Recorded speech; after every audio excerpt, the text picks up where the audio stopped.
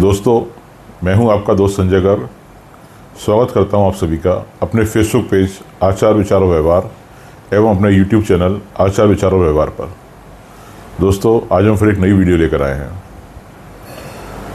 दोस्तों, आज का हमारा विषय पूर्व में भी एक बार डिस्कस किया जा चुका है, पूर्व में भी एक बार हम लोगों द्वारा इस संदर्भ में वीडियो डाला जा चुका है।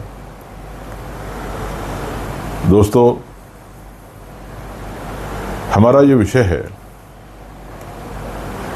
वो बहुत ही महत्वपूर्ण और बेहद चिंतनीय है। दोस्तों, ऐसा अनुभव में आ रहा है, ऐसा देखने में लगातार आ रहा है, निरंतर आ रहा है कि हमारा समाज, हमारे युवा बहुत तेजी से शिक्षित तो हो रहे हैं, लेकिन उनके अंदर व्यवहारिकता का स्तर बहुत ही तेजी से गिरता जा रहा है। हमारा युवा समाज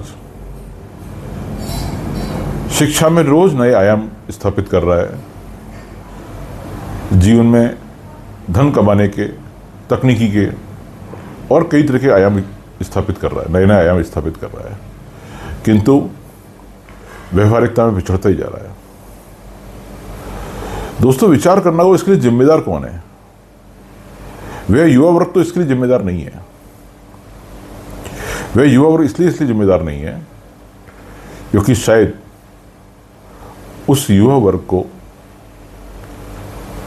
दिशा निर्देशित करने वाले या उनके पारिवारिक माहौल में इस चीज को लेके शिक्षित ही नहीं किया जा रहा है कि समाज में सौम्य और सरल रहना भी बेहद आवश्यक है। दोस्तों, धन कमाने की दौड़, अति शिक्षित होने की दौड़, बड़े पद पर पहुंचने की दौड़ और स्वयं को अधिक ज्ञानी, अधिक जानकार और अधिक श्रेष्ठ बनाने की जो दौड़ उनके अंदर पनप गई है, यह कहना चाहिए उनके अंदर इस दौड़ में दौड़ रहे हैं, यह उनको व्यवहारिक नहीं होने दे रही। इस दौड़ में जो स्वयं को श्रेष्ठ दिखाने की जो दौड़ है, वह उनकी मानसिकता, उनके स्वभाव और उनके वातावरण पर इस कदर हावी हो चुकी है कि वह उनको संस्कारों से, व्यवहार से, ज्ञान से, हर चीज से दूर ले जाकर उग्रता की ओर ले जा रही है। बच्चे निरंतर गुस्से से भरे हुए दिखाई देते हैं।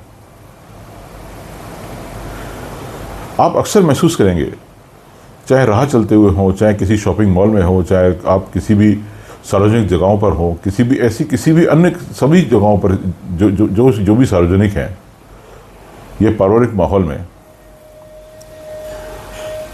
बच्चों का सहनशीलता का स्तर निम्नता की ओर चला गया है। बच्चों के अंदर से सहनशीलता धीरे धीरे खत्म हो रही है। वे तुरंत जवाब देने को तत्पर हैं। दोस्तों, ऐसा क्यों हो रहा है और इसके लिए जिम्मेदार कौन है?